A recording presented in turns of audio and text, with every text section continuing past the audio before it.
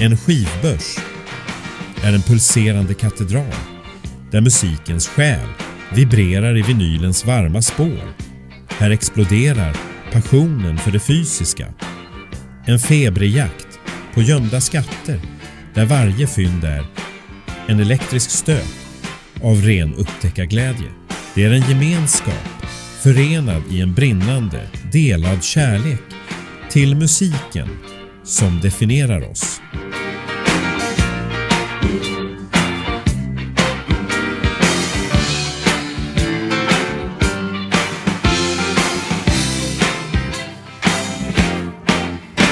Två sökare på en expedition djupt in i skivbörsernas skymningsland. Deras uppdrag att inte bara känna den flyktiga pulsen utan att gräva efter den undangömda själen, den glödande, nästan farliga passionen som slumrar i dammet mellan spåren. Vart denna slingrande resa till slut för dem är höljt i dunkel. En oskriven framtid. Och en fråga ekar envist i skuggorna, en olöst gåta. Hur var det egentligen med de där Kiss-albumen?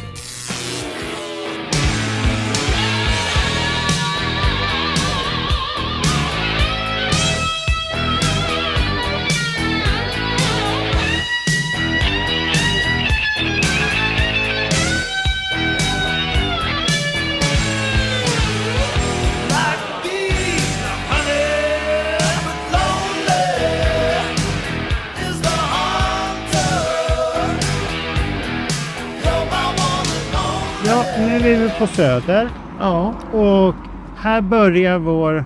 Resa. För det är väl en resa det här? Ja, det är en genomgång lite smått.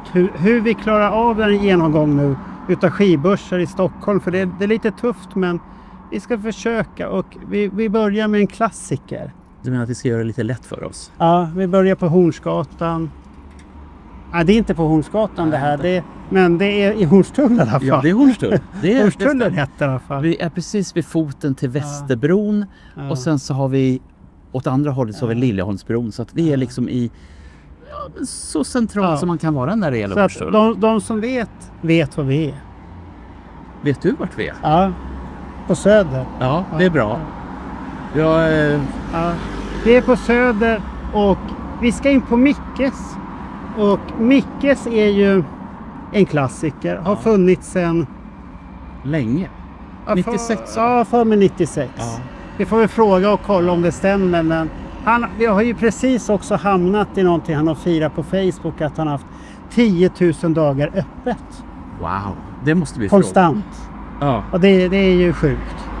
Men det kallar ju sig för service också. Ja, det kan det. Han är service-minded och de har 2 anställda som är där också i butiken. Ja. Så att det är en jättetrevlig butik vi ska till. Jag tänker på en sak när du sa det med 10 000 dagar. Du är ju delägare i en förrättning och du jobbar ju... Nej, jag ska inte ha öppet 10 000 dagar. Nej. Ja, men det kanske kunde vara en bra grej. Nej. Jag måste leva också. Ja. Nej. Förresten, du har förresten rätt. Hur ska vi kunna podda om du ska ha 10 000? Nej, det går inte. Så att, ska vi knalla över dit och så kommer vi in i butiken så får vi se hur det blir som händer där. Jag tror att det här blir en bra dag. Okej.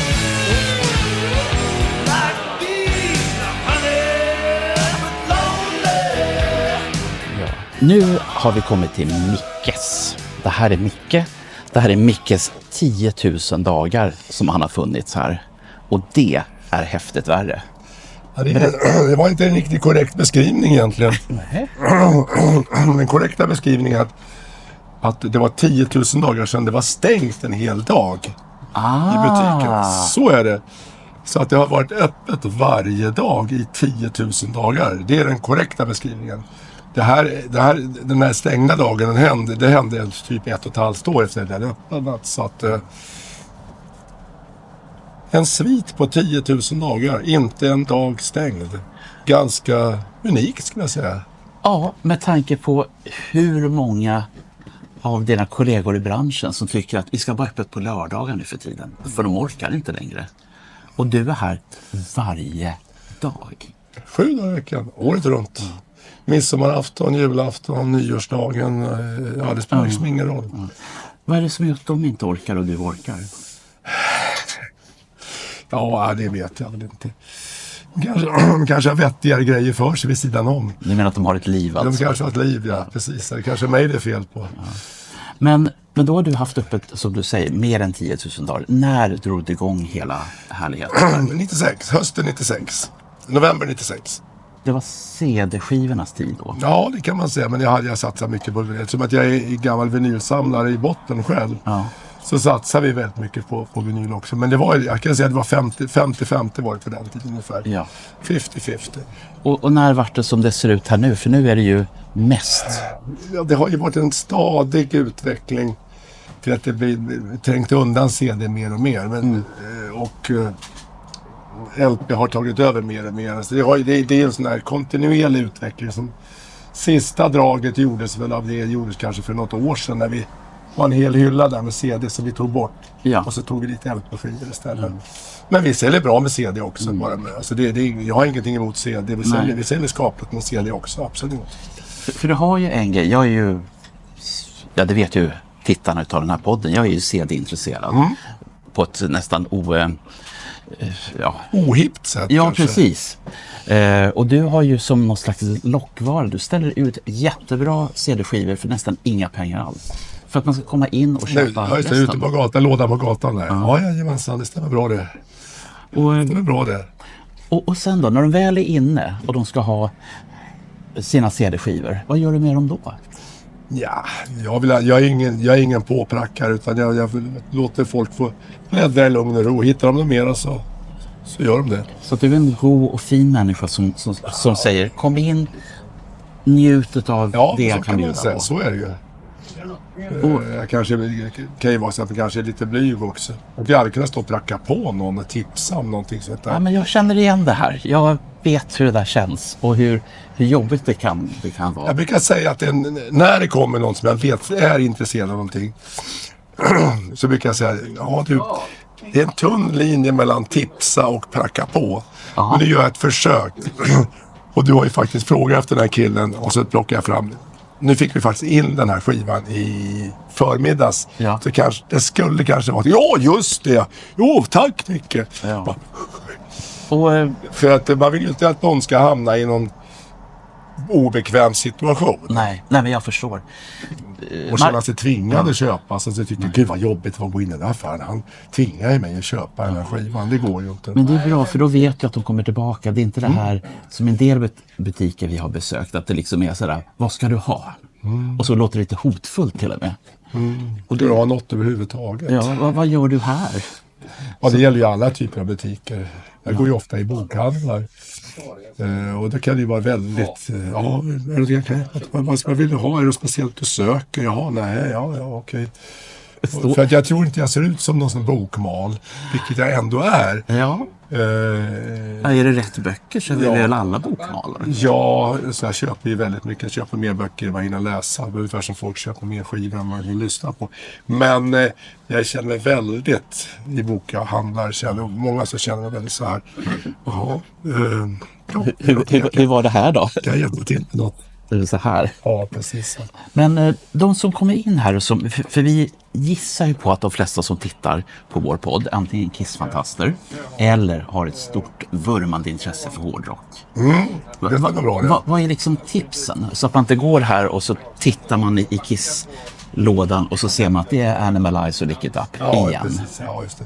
Ja, alltså tipset är, då blir det ju återigen där kanske att tipsa eller pracka på eller vad ska jag säga.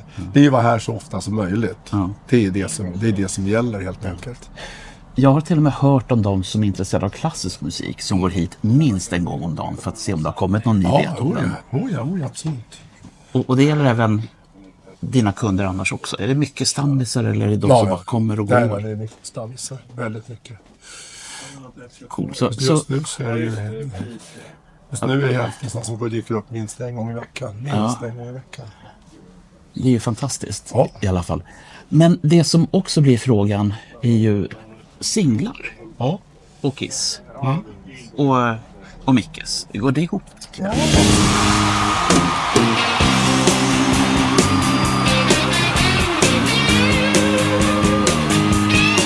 She's a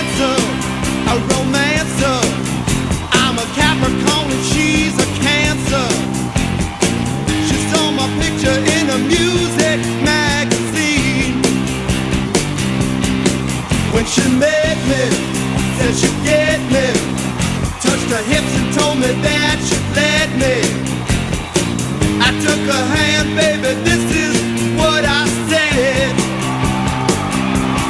I said, baby, baby, don't you hesitate, 'cause I just can't wait.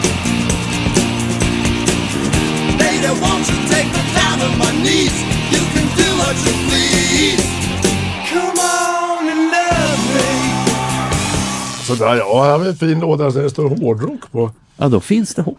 Ja visst, här hade vi den här. Limited Fan Edition Kiss.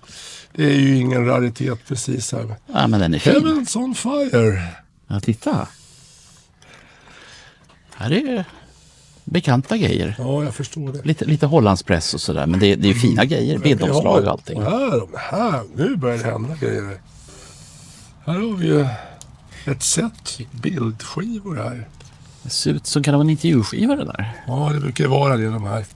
Så man gör lite, trollar till så det ska bli lite maffigare. Glassigare. Så är det såna som...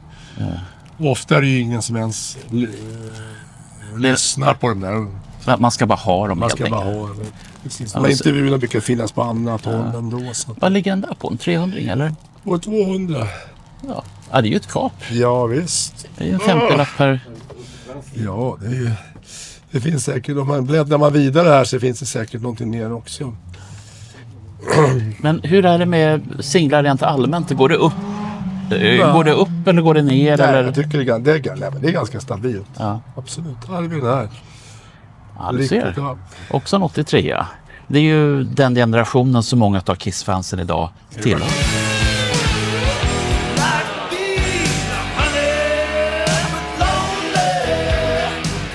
Nej, men ska vi titta i Kissbacken här? Ja, det är ju tråkiga. Vi har ju ett Kissfacka, men det är ju väldigt mycket samma plattor som hänger med år. Och då tror man att det Att det är bara de som du har, men... Nej, vi får in Kiss-skivor hela tiden. Ja. Men de attraktiva grejerna säljs ju. Och då blir det de här vardagsmaten som Fraileys kommer till. Fast här har du till och med ett bra pris på den där. Ja, bara det är bra. Fantastiskt. Nej, men så att, då blir de kvar hela tiden. Liksom, så det kan se lite magert ut. Men det fylls ju på hela tiden. Ja. Men de attraktiva skivorna går iväg. Det är de som går iväg. Så kommer man då med 3 veckors mellanrum så har du ju samma skivor. Jag har inte fått till någonting. det är ju det du har. Ja, men vad ska man göra liksom? Ja. Det är ju som det är. Vi hörde något litet rykte om att du tyckte att The Äldre, det var en riktigt bra platta. Ja, men det tycker jag. Den är bra. Det är min absoluta favorit med Kiss. Jag har aldrig hört något. Det finns enstaka låtar jag tycker är väldigt bra. Ja. Och jag är sån här som, alltså jag går ju emot ständigt emot strömmen. Ja, vem gör inte det? Jag tycker Beth är ju en helt underbar låt. Ja. Och jag tycker så, och jag har hört många, det är den sämsta jävla låt de har gjort någonsin. Ja. Men så var det ju inte. Och det vet ju du och jag i alla fall. Ja, och till och med Marcus som står bakom kameran här idag. Ja. Nu är vi 711. Jag var med nu på senaste årsgrej när Claes Eriksson var där. Ja, det var det. Så att jag spelade in några snuttar, bland annat när du höll låda med någonting. Ja. Då fick jag inte ihop helheten. Nej. Men däremot Claes Eriksson-biten, den tog vi till och med i våran kisspodd. Ja, vad coolt. Vad häftigt. Så att det är ju liksom ett skötebarn för mig. Kalle Sändare-grejen. Jag jobbade med honom. Jag har ju gjort 6 skivor med honom. Du är de som gjorde de sista skivorna. Ja, de hade alla. blivit goa. Ja. Och faktum var att som det började var att jag älskade Kalle Sändare sedan jag var liten. Ja. Som var 12. Min pappa lyssnade på det och så var jag en kompis som... Då hade han gjort sista skivan på Sonetter. Ja. Och det var ju som han är slut och folk sa så här, nej, så han är inte slut. Det är bara att de har gjort det fel. De har gjort det fel. Ja. De har spelat in 10 samtal och släppt det. Så kommer inte jobba med honom. Nej. Så vi hade en idé. Vi ska spela in en hel höst. Ja. Vi spelade in 400 samtal. Av det så tog vi ordet med en skiva som heter På så sätt. Ja. Som blev en klassiker. Och nu så han fick ju sin payback time att han är inte slut. Det var klart att han inte är. Nej. Det var bara kroppen som... Ja, men det var ju fel människor. De jobbar ju fel med honom på fel sätt. Så att Kalle Sändare ligger mig väldigt varmt om hjärtat. Och jag hämtar ju honom och det var ju som min farfar. Så startade vi föreningen. Ja. Så att, nej, vad kul att du är med. Vad roligt, glad jag blir. Jag blir jätteglad för det. För det är en rolig förening. Den är det. Vi hade ju möte nu i förra veckan på min restaurang på Bröderna Olsson.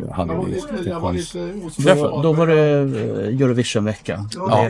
Det ligger lite högre. Ja, jag förstår det. Ja. Nej, ja, precis. Ja, det var det. Ja. Så och det är ju framförallt Ronny Svensson som driver det som ordförande. Ja.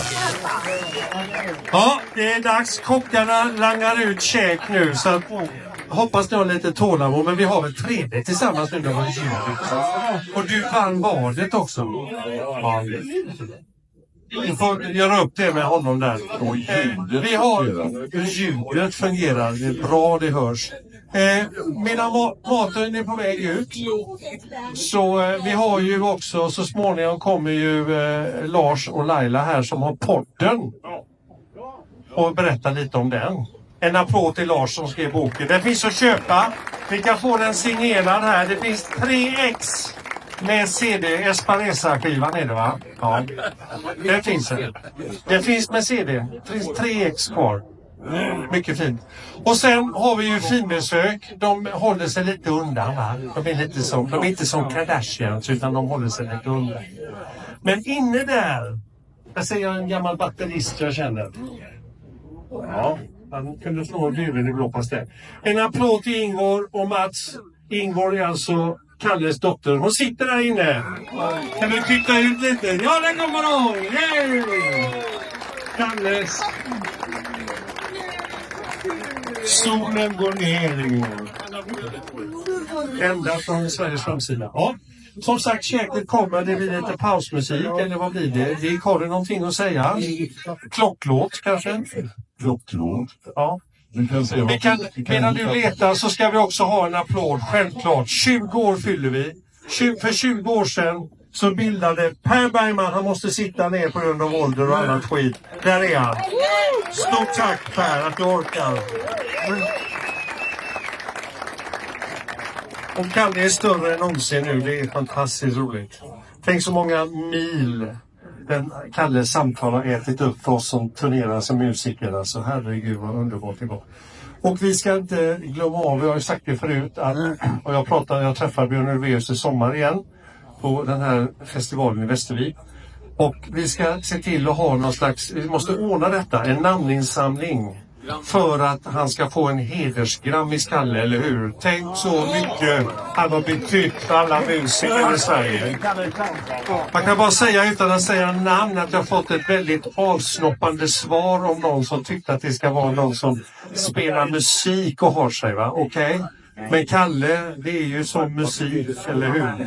Så det ska vi alla kämpa. Så vi kommer göra ordning att vi kommer att ha namninsamlingar, så ska jag själv gå upp vattenkammare och fin och lämna in den till dem om att nu ska Kalle ha en hedersgrammis. Och det är vi alla överens om. Vi får ju hela ABBA med. Vi får med hela ABBA. Det och Björn har sagt att de kommer alla att skriva under. Och vi får även Dark Funeral och Candlemass allihopa. Alla ni såklart som är medlemmar. Nu är det dags för maten! Maria! Applåd! Yeah! Mr. Hawaii. Mr. Hawaii. Världens snällaste människa. Vi gjorde en special, det är nästan ett år sedan nu. Vi gjorde en special där vi gick och trakasserade honom i eran disco-monter. Ja, okej. Ja. Och då säger han först, jag har inga anekdoter när det gäller Kiss. Sen var det ju, så satt han på kameran och sen det bara... Hur mycket? Men han kan ju allt. Ja. Han kan ju ta en gammal trummis som bara, men den spelar på den skivan och den har gjort den sen. Och det... Vi vet om det här liksom. Nej, men just det, Kalle Sandegren gör ju bra ihop faktiskt. Det var kul. Ja, så att, och sen, men varför vi står här idag? Ja. Det är ju inte för Kalle Sandegren. Nej, det är fast jag inte. Kan stå i timmar och prata om även fast jag tittar igenom 10 kronors höger ibland och hittar Kalle. Det spelar ingen roll hur många ex jag har eller någonting. Jag köper dem direkt när jag hittar dem. Men du stödköper dem? Ja. Ge bort till folk. Ja. Du stödköper även Pelles skivor? Nej. Pelles gröna framförallt. Ja, nej. Jag vet inte. Det kan det sända stödköp. Okej, allt som vi hittar. Ja, just det 10 kronors, för de hamnar alltid där. Det är så jäkla bra, för jag ger bort dem på... Och så har vi den i föreningen, så har vi till medlemmar och så. Det är därför ni har en 10 kronors back. Exakt, ja, och det kommer mycket härifrån. Nu fick alla svar på det. Men han... Det här, alltså jag har haft så många frågor genom åren och nu får vi svar både av Mappe, vi har fått svar av Micke. Det är alltså allting som man inte tror att man vill veta för att man inte törs fråga. Ja, och så kommer det här. Ja, det är ju så ofta. Men hur är det med kissböjelserna då? Ja, jag är ju född 64. Jag menar Kiss på Grönan. Men då var det alltid Sweet och Kiss. Ja, jag vet. Jag var sån själv också. Ja, och jag var ju Sweet. Ja. Men det var ju inte så att man liksom inte gillade Kiss fast man gillade Sweet. Men Sweet låg i mig, gör det fortfarande. Så då fick jag bara gå på en spelning. Jag var 12 år, jag fick gå på välja. Så jag fick gå på Sweet, så jag fick inte gå på Kiss. Så du gjorde inte som jag, gick på båda och så glömde jag berätta det för mamma. Jaha, nej, det skulle jag ha gjort. Även efter han skulle ha gjort det. Ja. Nej, det var bomstorm. Var du med då första dagen då det regnade så in i helvete? Ja. Och har aldrig varit så ledsen i hela mitt liv. Det var min första spelning. Nej. Jo, som jag jobbade och det bara inställt. Jag förstod alltså jag var förstörd. Och sen blev det ju spelningen. Ja. Det finns en liten sån här sweet historia. Jag får se om du har hört den här eller inte. Jag är född och uppvuxen i Rågsved, men 2004 så flyttade jag till Nynäshamn. Ja. Och då fick jag höra från folk som bor där att vet du att Sweet har spelat i Nynäshamn? Och jag sa bara, nej. Ja, den har inte jag hört, men det är väl inte omöjligt om man säger. Nej, och de har det. 1972 så fick de tid över. Jag tänkte säga det, måste vara 72 eller 73. Ja. Då fick de lite tid över och jag vet inte hur de kom till Nynäshamn. Och då fanns det ett annex som tillhörde kulturskolan. Och strömmen var lite underdimensionerad så den gick hela tiden. och konserten efter 4-5 låtar. Jätteroligt. Ja. Och efter 4-5 låtar så insåg de att nej, det är nog ingen idé. Vi skiter där. Ja. Så man packar med lite bilar och så kör man in till stan igen. Och den här, det visste jag inte. Nej, den här spelningen finns inte dokumenterad i något av de Sweet-böckerna som finns heller. Och varje gång jag har frågat så säger jag bara nej. För jag har aldrig sett någonting om det. Så det var en bra story faktiskt. Ja, och den finns faktiskt dokumenterad i Nynäshamns-Posten. Jag var tvungen att besöka deras tidningsarkiv och prata med deras chefredaktör för att få gräva mig in. Och han sa, vad är det du säger för någonting? Och så hittade jag det efter 3 timmar i deras... Det finns där? Ja. Ja, det är ju häftigt. Ja. Nu fick jag lära mig något nytt också. Du sa om de Kalsandra-skivorna, nu fick jag lära mig något nytt. Ja. Och Sweet, den var bra. Ja. Men du var precis som jag där i början. Ända tills jag var på Åhléns i början på 75. Och jag skulle köpa Sweet Fanny Adams. Och jag kommer ut med Hotter than Hell. Ja, men det var ju så det var. Ja. Hotter than Hell var min första Kiss-skiva också. Ja. Och jag säger ingenting emot. Jag tycker att de har gjort den absolut coolaste liveplattan. Kiss Alive 1 är ju liksom svårslaget. Ja. Det kan man inte säga. Och det är 50 år. Men sen får man ju credda dem för vad de har gjort. Vad man än tycker så har de... Hur många generationer har de lyckats... Ja, det är 5 eller 6. Jag tror fan det är det. Det är liksom... Det är svårslaget. Ja.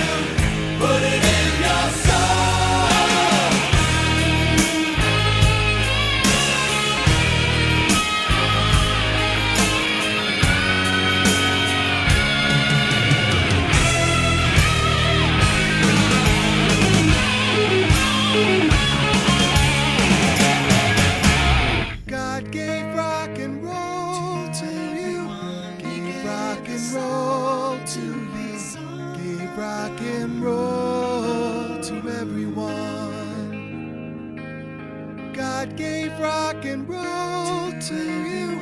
Give rock and roll to you. Say rock and roll for everyone. Say rock and roll.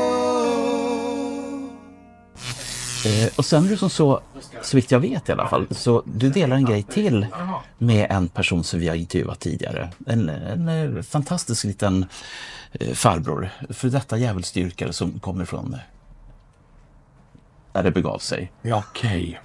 Och ni delar tydligen band för tiden, eller har delat band. Med Messiah? Ja. Ja. Ja, vi ska göra en spelning. Vi firar 40-årsjubileum i år. Ja. Och vi gör en spelning i Aten tillsammans.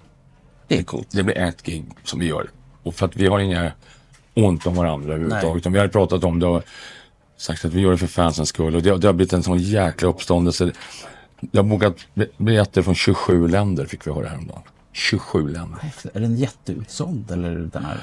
Ja, jag tror den är jätteutsåld faktiskt. Det är ju en stor, det är egentligen det är en festival fast vi headliner den och så är det lite band och kommer Halloween och lite sådär olika. Men vi ska vara liksom huvudakten då, i och med att vi gör det med Messiah för en gång. Ja. Och så satt i intervju häromdagen med Rock Hard i Grekland och sa det är, så sa hon 27 då, och jag tänkte, nej fan, är det 7 länder som har bokat biljetter? Ja. Nej, 27, har du vad jag säger så? Va?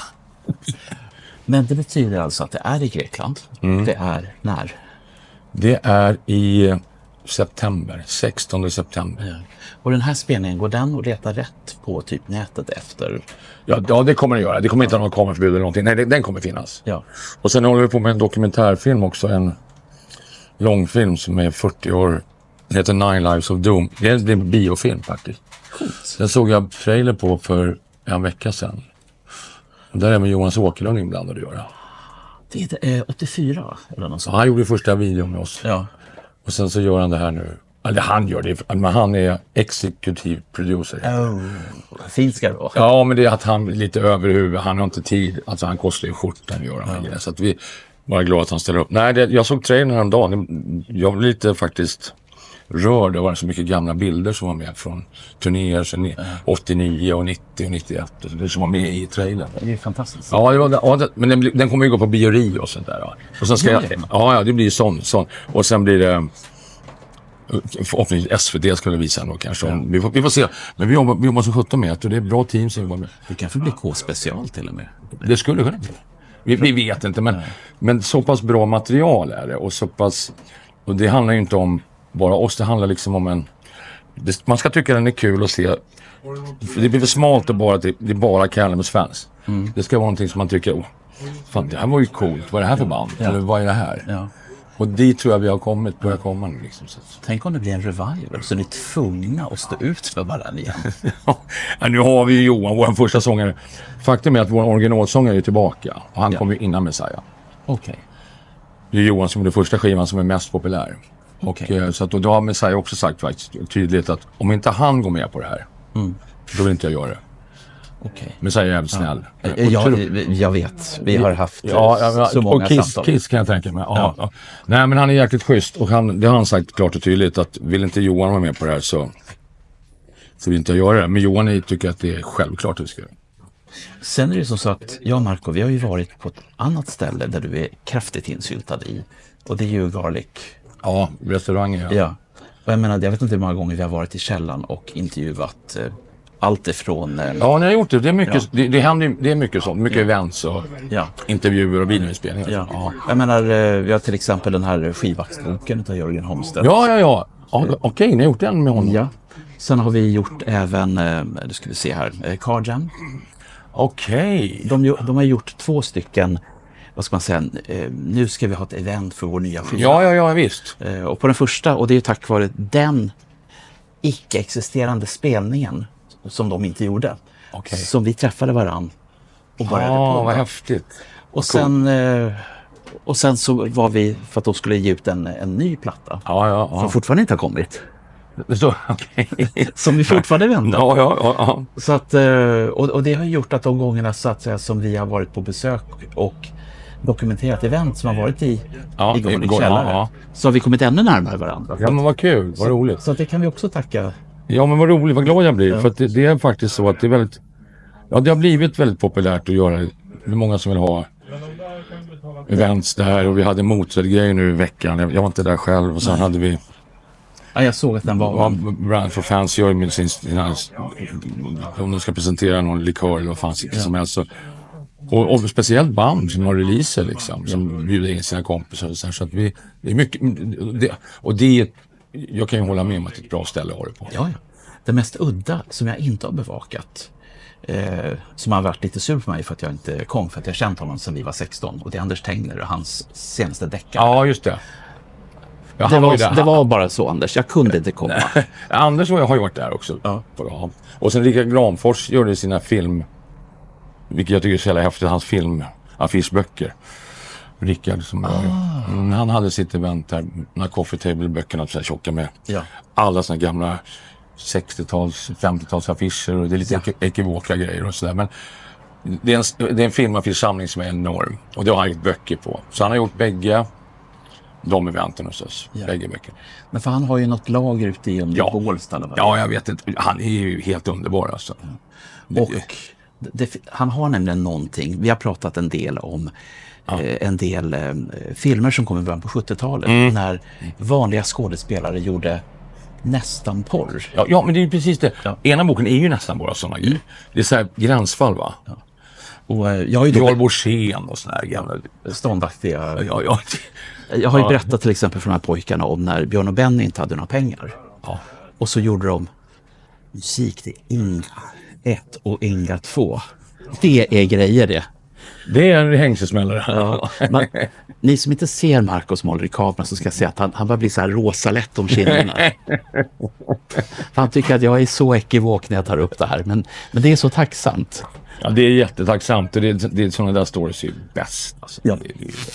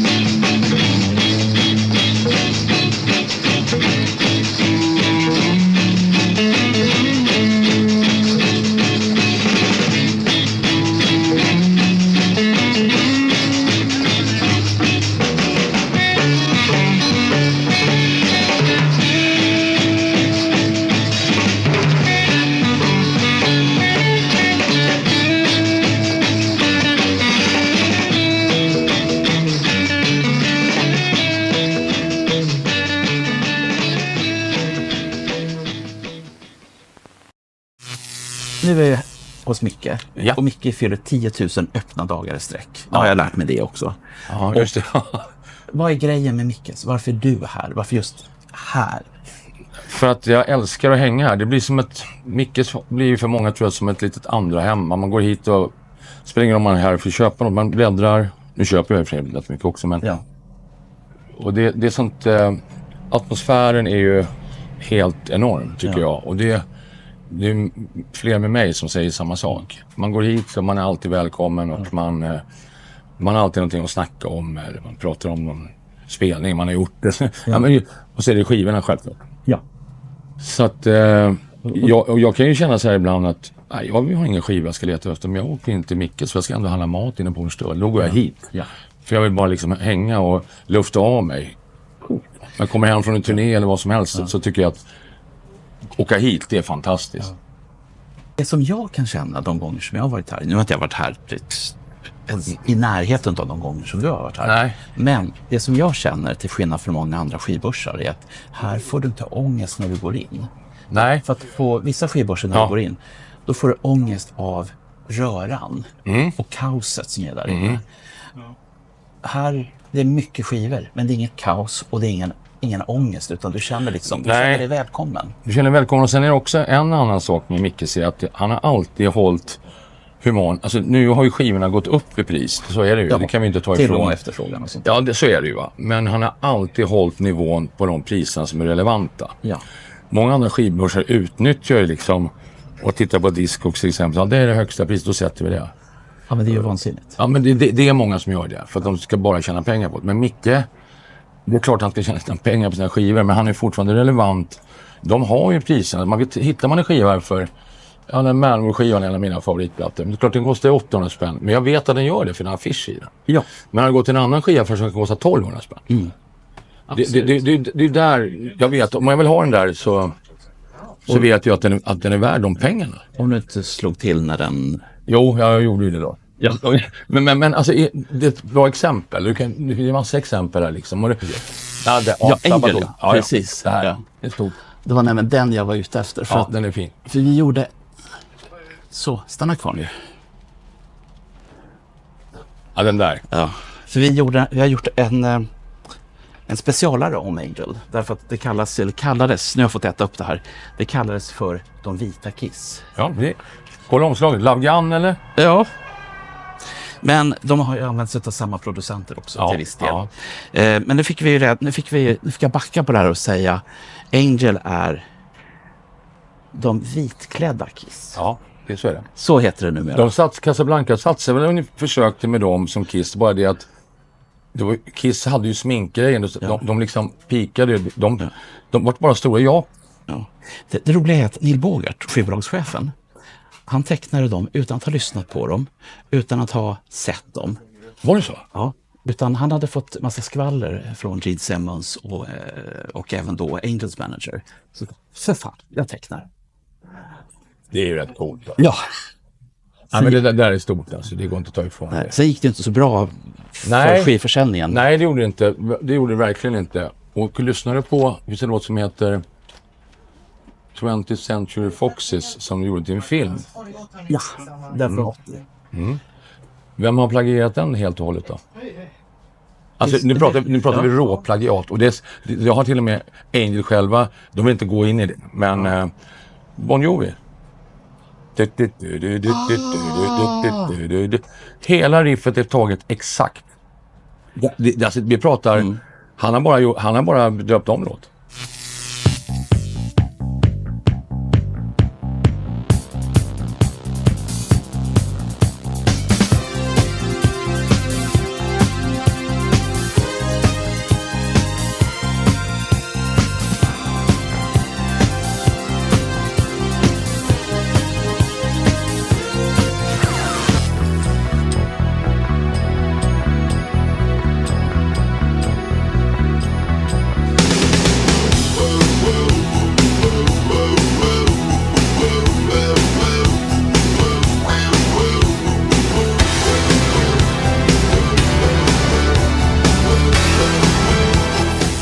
Vi ska ju gå på ett föredrag som den mannen har ihop med Andreas Karlsson. Ja, okej. Det kanske ska vara läge att fråga honom om den här Angel-plattan då. Fråga. Eller inte. 20th Century Foxes heter låten, den var med i filmen. Ja. Som Cherry Carey var med i. Ja. Och Judy Foster. Ja, exakt. Och sen så släpptes den släpptes aldrig, den var bara på liveskivan, jag vet inte om den släpptes i studioversion, jag kan inte svara. Den finns som ett soundtrack, det är allt. Ja, det är där. Ja. Lyssna på öppningen på den. Då kan jag säga så här, och jag vet att de vill inte svara på, ingen vill svara på det. Nej. Det är det värsta plagiat jag har hört. Det är lite spännande. Ja, det är spännande. Det tänker man inte. Men när du lyssnar på det kommer du tänka på det. Vad säger du, Marco?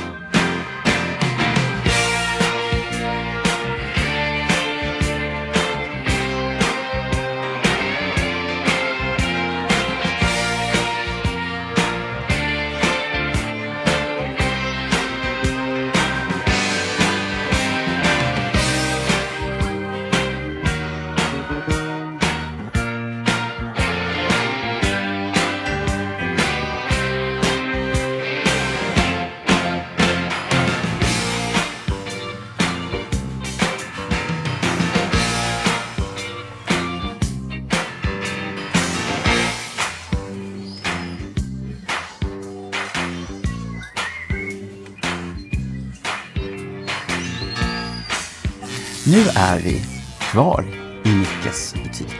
Och grejen med Mickes butik är att alla som jobbar här, jag tror att det är en anställningsgrej, de måste vara Kiss-fans. Den här unge mannen är en Kiss-fan. Det stämmer bra. Och var började du med dina Kiss-skivor? Jag började vid Love Gun. Ja. Året är väl ungefär 1977 redan. Alltså, så gammal är jag. Du ser ut att vara 27 ungefär. Ja, då tackar jag så mycket, men jag är lite äldre. Ja. Jag var 4 år när jag fick Love Gun-skivan. Ja, min mamma köptes i Bromma för Ops där, stormarknad, som hade en väldigt bra skivavdelning. Det hade de på den här tiden. Ja, det stämmer. Och vissa, jag vet i Visby idag, så har de fortfarande världens häftigaste skivavdelning. De har till och med ett eget skivmärke. Wow, ja, just det. Ja, men det är Coop eller? Ja, det är de skivorna ni får hit sen när folk har tröttnat på dem. Men berätta om, du var 4 bast. Du kommer så att din mamma tänkte att min 4-åring ska ha Kiss. Ja, det är en intressant fråga. Kanske.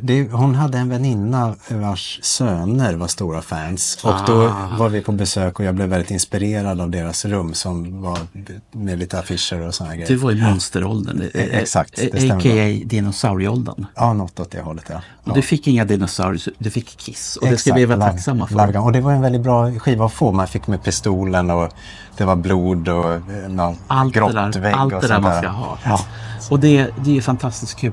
Men, och då har du hängt med liksom i hela Kissresan eller har du haft dina svackor? Eller? Jag har haft mina svackor.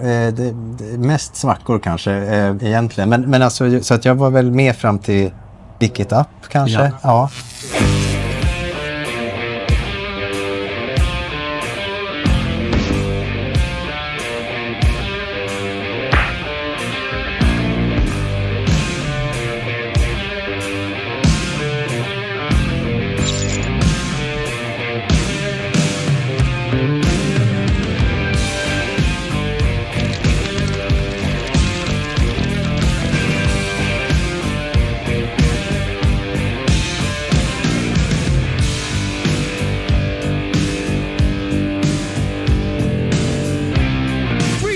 Comes up to me one day and I'm walking down the street minding my own business. Now he looks me up and he looks me down and he says, hey man, what be this and what be that? And why you gotta look like that? Well, I just looked at him, I kind of laughed. I said, hey man, I am cool, I am the breeze.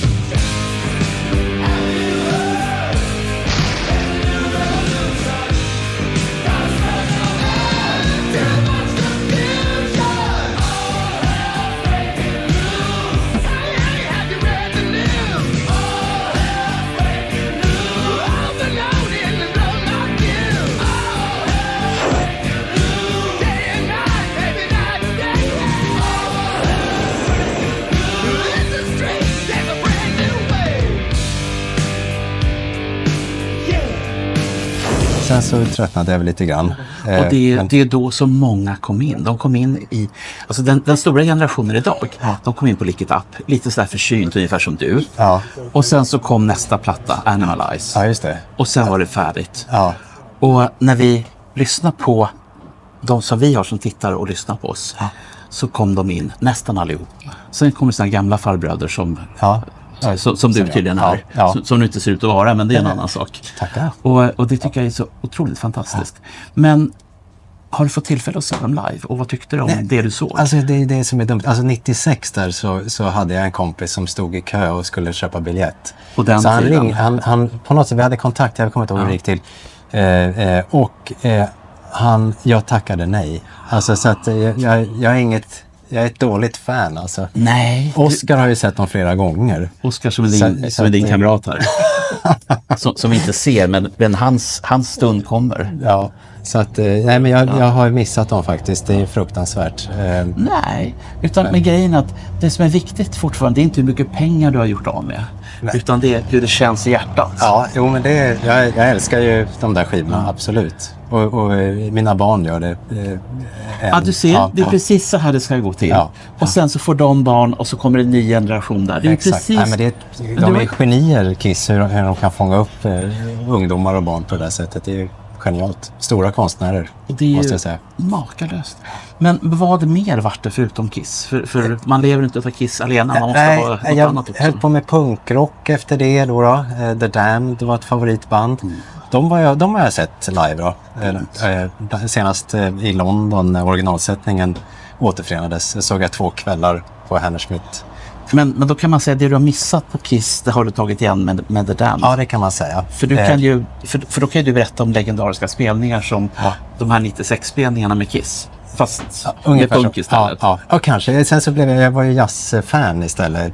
Så att jag hoppade över punken jag var färdig med den ganska snabbt ändå. Så att även Damn, det är liksom lite att komma tillbaka till. Vad pratar vi där? rötterna. 50-60-tals jazz, Ella, Miles Davis, eller var är vi någonstans? Allt möjligt. Men ganska mycket frias faktiskt. 60-tal, jobbiga tyskar och sådär. Sådana där som varje konsert var unik. Ungefär så. Och den kunde vara 2 timmar eller 12 timmar. Det tycker jag om. Faktiskt, det måste jag säga. Ja. Men för att det som jag har stött på då när det gäller inom jazzen då, det är ju att jag har läst Monica Zetterlunds egna biografi. Ja. Och så har jag gett mig på Claes Östergrens biografi. Ja. Och där finns det ju 1 triljard olika jazzmusiker. Ja. Från 50 och framåt. De som är födda på 10- och 20-talet. Och sen bara framåt. Om man skulle stå och rabbla namn för dig, skulle du bli så här glad i hjärtat rakt igenom? Absolut. Eller? Det är bara att rabbla på. Så att, fast det var det de här som jag hade i huvudet, men jag tänkte att du skulle få rabbla någonting som satt gött i. Vad ska man säga? Irene Schweitzer lyssnade jag på häromdagen. Kommit med en ny kvartettskiva. Okej. Jag har ingen aning vad det är, men vi måste handvändning på trummor, holländare, Johnny Diane på bas från Sydafrika. Ja, är de här födda på 70-talet de här? Nej, det är gamlingar. Det är 30-tal snarare. Men handvändning lever. Han är den som lever i den kvartetten. Rudiger Karl också som var med. Ja, men det är lite överkurs. Ja. Men det här är sådana som kommer till Fasching i tid och otid, eller? Ja, inte så ofta, nej. Tyvärr. Handvändning var väl här för 10 år sedan, tror jag. Ja. Men får du hit några Kiss-fans i butiken? För att du är Kiss-fan, du jobbar i den här affären. Då måste du drälla av Kiss-fans och du bara så här. Ja, det är väl hela dagarna är det Kiss-fans, tycker jag. Vad vill de ha? Vill de ha sånt som finns eller sånt som inte finns? Sånt som inte finns. Ganska. Originals. 2:an och 3:an och allt. Ja, 2 brukar räcka. Ja. Om du hittar en 3:e så kan jag säga att den finns inte. Den finns bara i någons fantasi. Okej. Men så det är den stora frågan. Absolut. Vad gör du mer om då? För när du säger det, du skulle ha varit här igår, jag hade 7 stycken. Ja, men jag har sålt någon sån, vill jag minnas också. Så att det. Vad ligger den på ungefär sist och där? För det är ju beroende på hur mycket grejs som är kvar. Ja, alltså var det om det var 1200 spänn tror jag. Bra pris tror jag det var. Eller det är ju rimligt fortfarande. Ja, gud ja. Jag har ju sett den när man är på såna här skivmässor. Ja. Då kan man ta upp en sån här, så är det någon holländare som står där. De vet att ta betalt, ska gudarna veta. Och så frågar man, hur mycket kostar den här? Förstår inget pris på den. 450 euro säger de på sin spännande holländsk engelska. Och så säger jag bara, tack, det var vänligt av dig. Det kör ganska mänskliga priser här tycker jag. Jo, och det är det som jag kan tycka är häftigt med Micke, så är det just den här. Får du bestämma priserna eller är det Micke som säger nej, 78? Vi bestämmer allihopa här tror jag. Man prissätter, alla litar på varann. Så Jag kan dra en parallell. När jag var jätteliten, jag var 4 eller 5. Jag hade en pappa som samlade på mynt. Jag är en jävel på att värdera mynt. Trots att jag inte har värderat mynt sedan jag var 4-5 år. För det sitter liksom i kroppen på något vis. Om du är på någon fest till exempel. Någon pojkvän eller flickvän eller vad det nu kan vara för någonting. Kan du liksom värdera deras samling bara rakt av och säga det här är värt, det här, eller det här är värt 20 000. Absolut. Jag tar de här bitarna och du får 5 här och nu. Ja. Så det klarar jag av. Ja. Det är en yrkesskada. Vad mer kring Kiss är det liksom som du känner att det här är fortfarande någonting, antingen någon liten hemlis som du inte har berättat eller kanske någonting som du är väldigt stolt över som rör Kiss? Jag hade Kiss-dockor. Original, alltså de riktiga. När du var i den? När jag var den åldern, Vilket är helt rätt. Ja. That's the name, Kiss.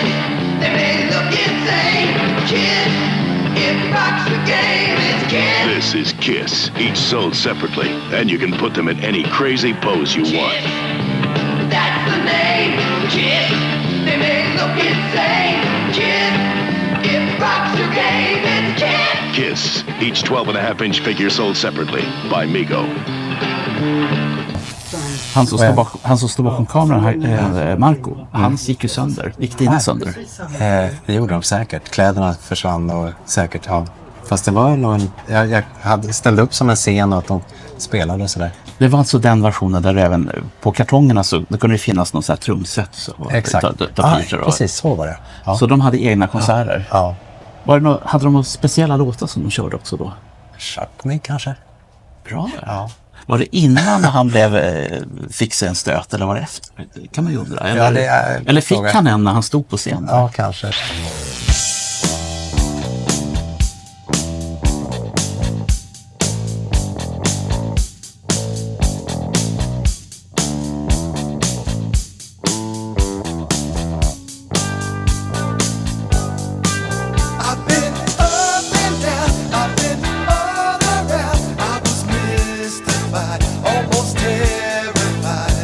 But late at night, I still hear you call my name.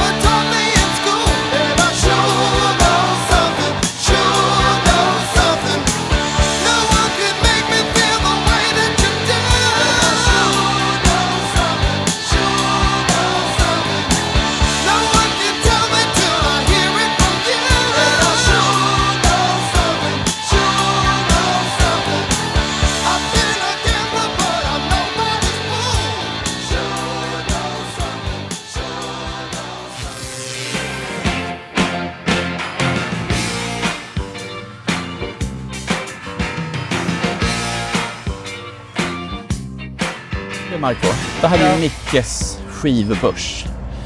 Och en del, de går ju här varje dag. Ja. De tittar i det 10 kronors backar och sånt där. Men jag har ett hemligt knep. Jag har liksom det ultimata. Dessa? Ja. Micke har nämligen CD-skivor. Okej. Och poängen med de här CD-skivorna är att det här är det göttaste som han har tagit. Han lägger ut dem här. 20 spänn styck eller 4 för en 50-lapp. Ja, det är billigt. Ja, och det här är inte vad för skit som helst, utan här ligger det bra grejer. Bruce Springsteen. Ja, du ser. Direkt. Sparsana. Ja. De är jättebra. Ja. Mycket hårt band. Ja. Har ingen aning. Nej, men du ser. Direkt här. Ja, ja.